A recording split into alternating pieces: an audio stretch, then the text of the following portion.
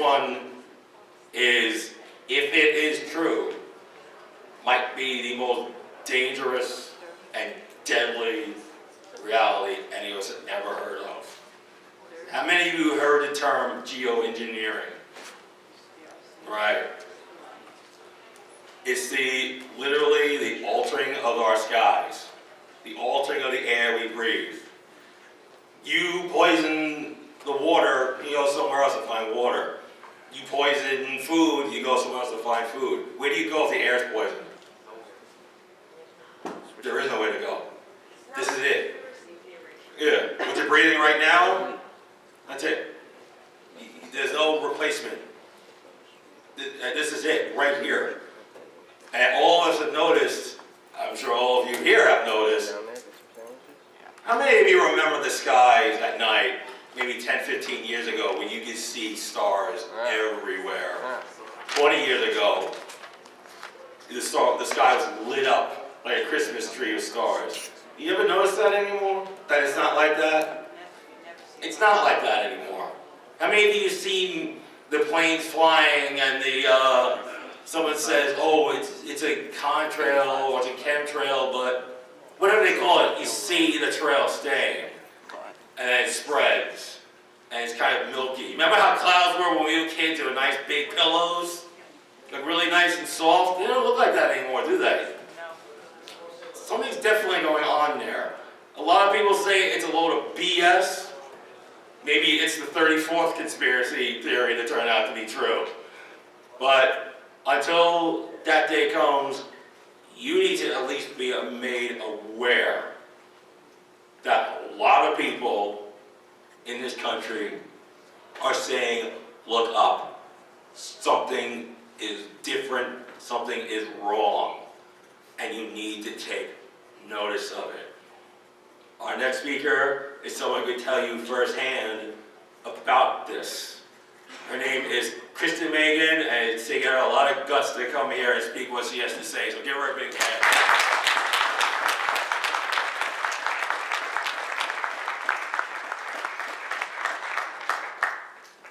First off, I know everyone else has said it, but I really appreciate everybody that has come out here today. It's not just showing up and supporting an event, it's actually listening to those of us who are here to share a message. So, as it was presented to you, I'm here to speak to you about geoengineering. First thing I want to ask you is, who doesn't believe it exists? Anybody here on the fence? Okay. Well, hopefully when you leave here today, you don't just believe it. You share the information that I'm going to share with you, and you get more people on board to stop this unethical crime. I want to show you a video clip because the first thing people ask me about geoengineering is, who are these people? Who are the people that are, kind of pushing the button to get this thing going? One of them, his name is David Keith. And David Keith has been low in the radar for a while. But he has written a book about climate engineering that has basically done more for the truth movement of this than anything. Because he is the frontline person that is the #1 advocate for geoengineering. And I want to show you a clip. It's about 6 minutes, just bear with me. You ever look at those planes up there? They have contrails behind them. Maybe all those planes with contrails, maybe they're actually spraying chemicals into the atmosphere right now, and Uncle Sam isn't telling us. Seems extremely unlikely. The fact that the United States is not telling something to its citizens, that seems extremely likely to me. And of course, there are a lot of problems with what they're proposing. It turns out plants need sunlight. Yes.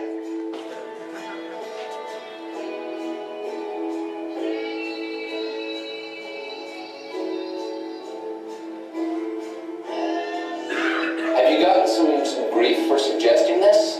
Sure. I mean, this is like writing a book as the case for leprosy. Well, first of all, let me ask you this question. There's a rumor, I don't know if this is true or not, that some scientists are trying to figure out a way to block the sun to try to slow down global warming.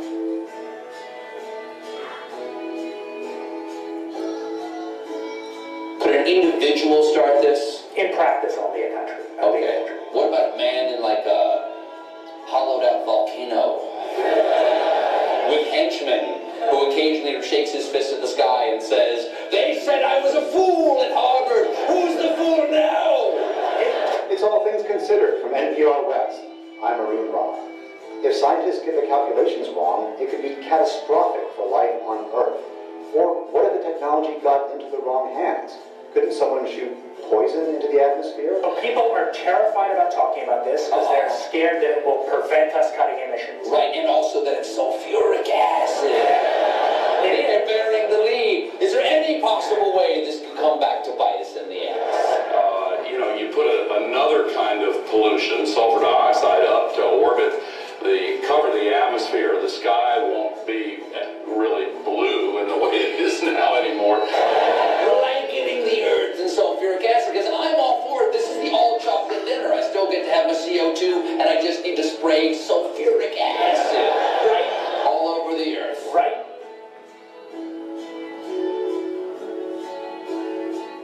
But we put 50 million tons of sulfuric acid in the air now as pollution, and it kills 1 million people a year worldwide. Okay, and that's good or bad? It's terrible. But it would be better if we put more in. If it kills 1 million people, It's we're only bad. 1% more, we're just killing 10,000 more people. You can do math. So killing people is not the objective here. Killing people, not the objective. I just wanted to be clear. Because some very mainstream scientists are saying that the climate change situation is so bad that saving life as we know it might require something radical, like shooting chemicals into the stratosphere to reflect sunlight.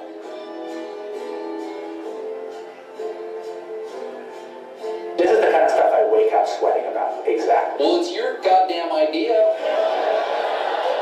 No, it actually turns out to be an old idea. This was known since President Johnson, and the scientific community mostly decided not to talk about it. What happens to the sulfuric acid after it's sprayed? Does it just stay up there? No, it rains down. Okay. But as I said, it rains down. Okay. It's a tiny addition. And you put, say, 20,000 tons of sulfuric acid into the stratosphere every year, and each year you have to put a little more, and this doesn't, in the long run, mean that you can forget about cutting emissions. We will need to rein it in. No, we'll get to it eventually. Yeah. But in the meantime, we're shrouding the earth in sulfuric acid. So that you could actually spray sulfuric acid in the stratosphere 20 kilometers over our head and use that to stop the planet warming up at a time. Ugly tactics. You could spray something into the atmosphere to change. Spray pollution into the atmosphere to stop it warming. So in the end, pollution saves them all. We owe pollution, we owe acid rain an apology, is what you're saying. Totally imperfect technical fix. Okay. It would have risks. It wouldn't get us out of the long run need to stop polluting, but it might actually save people and be useful. Sky won't be really blue in the way it is now anymore. The chemtrails are being used in conjunction with HARP.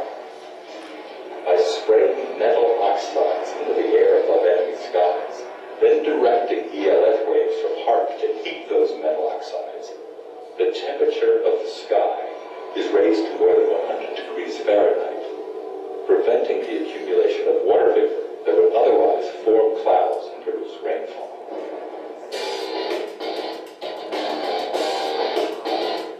All right. So I wanted you to see that video because I wanted you to have a face for somebody who's actually out there violating the ethics of their job to promote geoengineering. I'm going to talk about geoengineering, but I want to share a story with you. Every time I'm asked to speak, I public speak for a living. I'll go into that, but I don't get nervous to speak to you.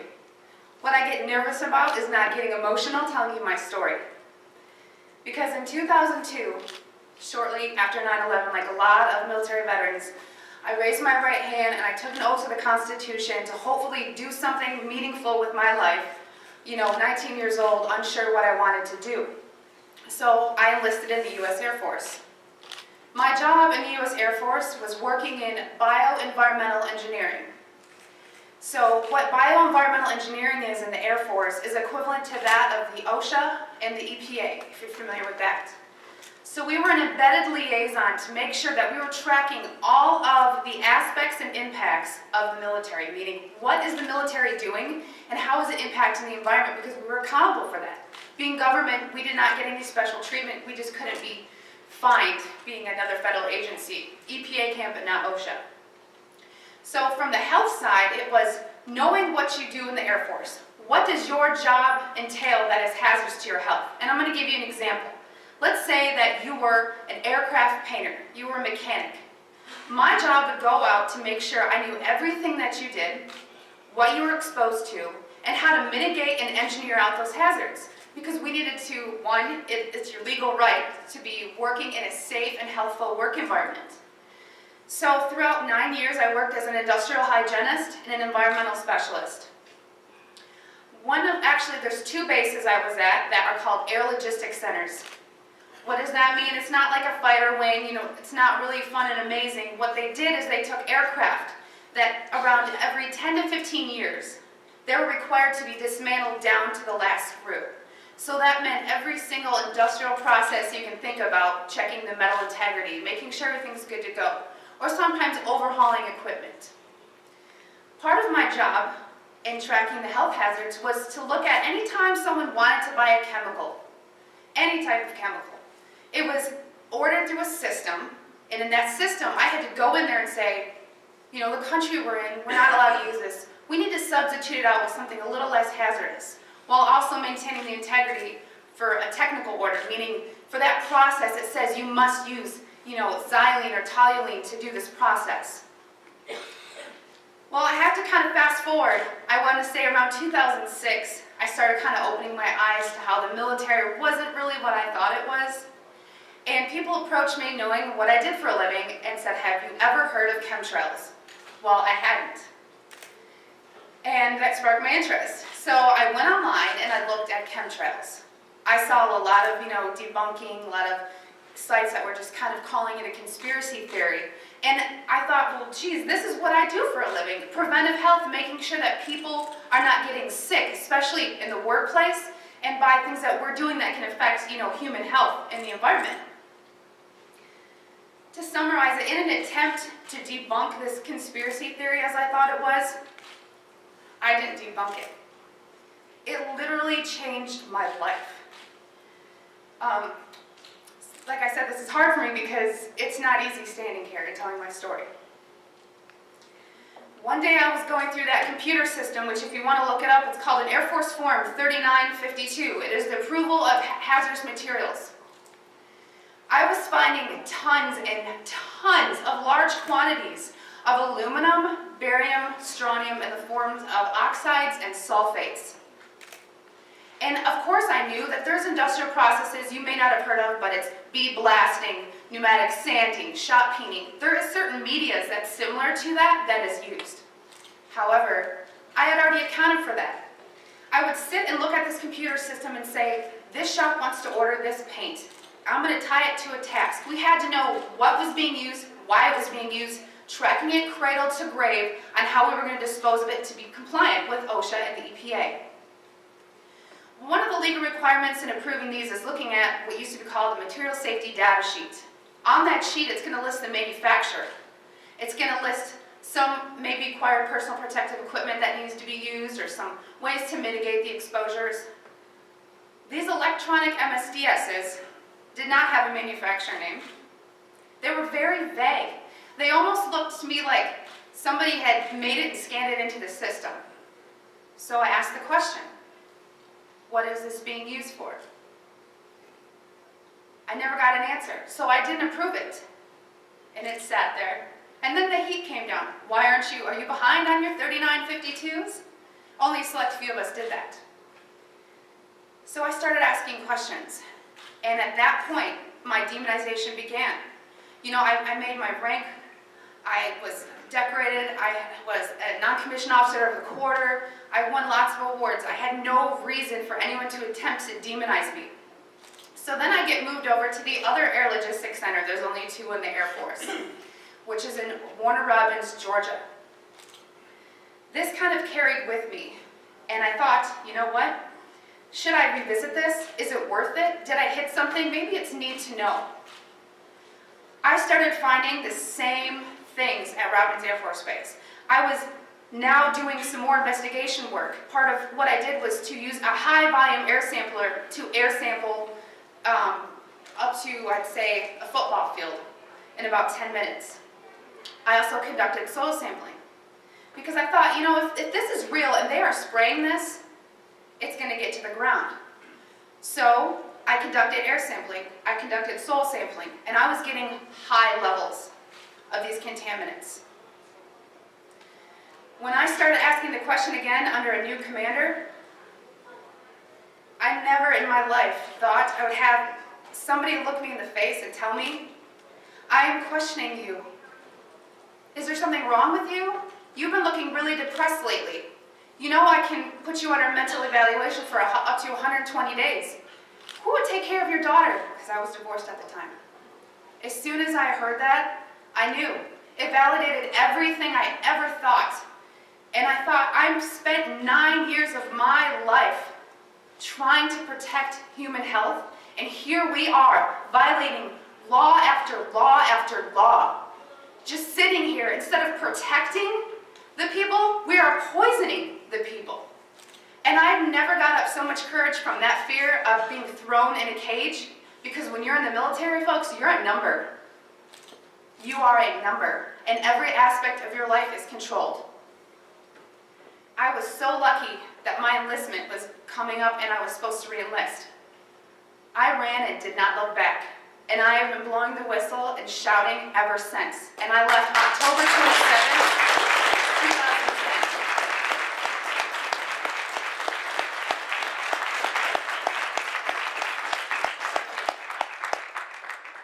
2010. It didn't just end there, though. You got to remember, there's a whole career field of people that work in bioenvironmental engineering. A lot of those people were told, do not talk to me. Do not talk to her, do not email her. They were given no contact orders. Because my biggest thing was, if I'm just so, dishonest, don't you think somebody would come out and say, she was never in the military, or something negative to discredit me? They've ignored me, but they've tried to silence me. Every time I fly, I am pulled into a secret room. I literally am tagged in the system for the TSA. It is difficult. As an industrial hygienist, I do very well for myself, but it has been so difficult after leaving the federal government to maintain employment. Nowadays, everyone runs background checks on you, and the first thing they look at is, wow, here's a whistleblower. And you ask yourself, if this is true and we are spraying the people, where are the pilots? Where are the people? I don't know if you pay attention, but look at Snowden. Look at Manning. People don't come forward because these supposed Whistleblower Act protections that you have are not enforced, they're not supported, and they really don't exist. Well, what I want you to take from this is to understand that I am being completely honest with you, and that geoengineering is occurring, it's been occurring, it is not new, and your tax dollars are funding this. I 100% know that the U.S. Air Force was involved, and it kind of, I think back to all these things that I never had noticed. If you don't know what to look for, you can't look for something. And once I realized a process they were trying to hide, people have come out of the woodworks, from EPA compliance officers to ex-people that I worked with in my career field, who I cannot state for obvious reasons. I've had pilots come forward. I've had people come forward that actually load the canisters on the planes. These people don't come forward because they are afraid that they're going to end up like Snowden. And I continue to speak to let people know I've been screaming about this for 3 years and I'm still here. And why are you so afraid? Because many of these people are on active duty. And if you are willing to die for your country, supporting, the Constitution and defending us from enemies foreign and domestic, you are willing to die for your country, but now you're scared. You are scared and cowardly to talk about this. So I'm not just speaking to all of you in this room, I'm speaking to all those people that are going to watch us online and watch it on YouTube. Because you can come forward, you can help expose this, and we can stop it. So many people want to ask, why? Why is this occurring? That's for later thought. From weather modification to weather weaponry, there's numerous reasons under Agenda 21 and tons of theories. But my job as an industrial hygienist is to make sure that I comply with the laws and enforce them. So it is unethical every day for all the other people that are out there that work in preventive health, or even physicians that aren't speaking about this. They need to. So one thing I want to tell you is what you can do about it. The biggest hurdle that we have is disinformation sites. I never say them, but I'm going to today, so that you know if anyone ever gives these to you as a reference to debunk you, it's Metabunk and Contrail Science.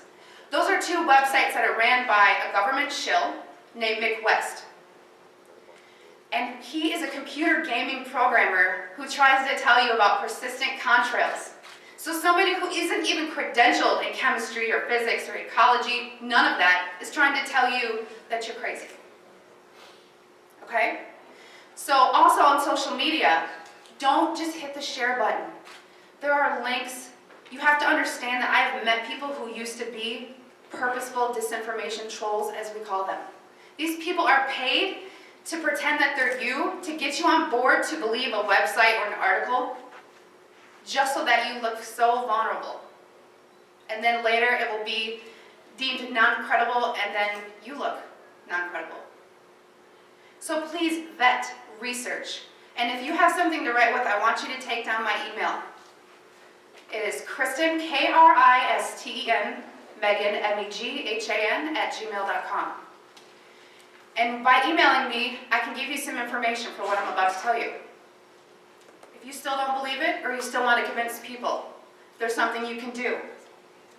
You can take a glass jar. It needs to be a glass jar, so there's no BPAs. Take a rain sample and take a snow sample. I try to disencourage the soil sampling because everyone's background of where you live is different. Because a lot of the materials that are used in geoengineering are naturally occurring in Earth, just not in the industrialized form that they're used. So if you take these rain samples and you take the snow samples, email me, because I cannot publicly tell you where to send them, because we've actually been blackballed by labs who refuse to run our samples. And a problem that is occurring is people are sending in rain samples to labs that don't realize how low the limit of detection needs to be, because these are nanoparticulates. They are very small. So if you email me, I can tell you where to send in your samples, and it's only around $50. That may be tough on some people, but it's way cheaper than maybe what you assumed. So I just want everyone to know and understand that of all things, of all the freedoms that we are losing, geoengineering is the #1 issue that we are facing. Because you can have guns and money, and you can have everything. If you don't have food and water, and you are dying of respiratory or neurological illnesses, what does it matter? So you've heard about vaccines, and you'll hear, about smart meters, and you'll hear about other issues like fracking. These are all systemic effects. We are getting overexposed to toxins. People will tell you fluoride's in the water, but it's not a lot. It is a lot, because you're getting it everywhere in your food. Water that you drink, everything is washed with that water. And you're getting it in your vaccines. All this, it's a coupled systemic effect, and our bodies cannot metabolize these toxins. So I just want to thank you for taking the time to listen to my story. And I will continue to shout from the rooftops. I don't care how many jobs I lose. I don't care how many friends or family I lose. Because I took an oath. And in 9 years, I was not able to honor that oath. But I am today.